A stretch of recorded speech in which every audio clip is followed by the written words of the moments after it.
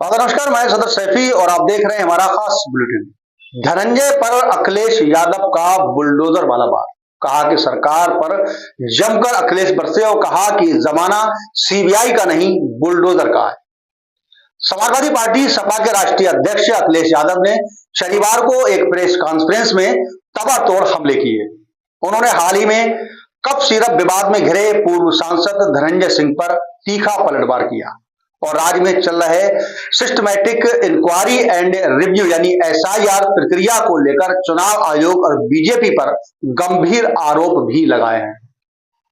अखिलेश यादव ने माफिया के खिलाफ बीजेपी के बुलडोजर मॉडल पर सवाल उठाते हुए धनंजय सिंह मामले को लपका और कहा यह जमाना सीबीआई का नहीं है, ये जमाना बुलडोजर का है। बुलडोजर कहां है और बुलडोजर अब कब चलने वाला है।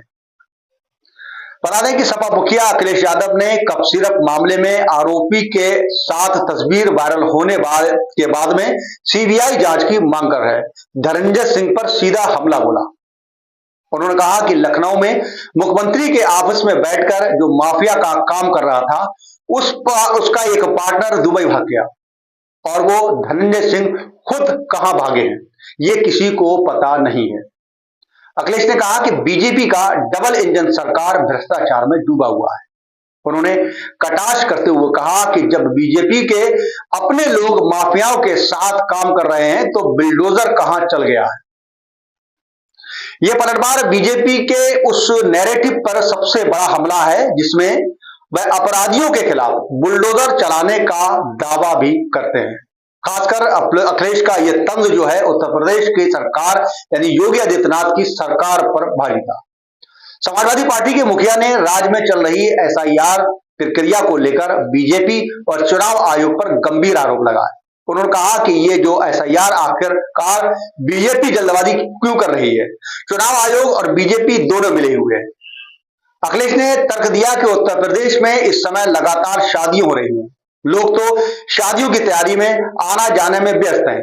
ऐसे में इतने कम समय में पूरे प्रदेश का एसआईआर कराना और वह भी सकुशल कर्मचारियों से यह दिखाना कि बीजेपी कितनी जल्दबाजी कर रही है, इसके पीछे बीजेपी और आयोग की बहुत बड़ी साजिश है। उन्होंने आरोप लगाया कि एसआईआर प्रक्रिया के नाम पर लोगों के आरक्षण और अधिकारी को छीना जा रहा है।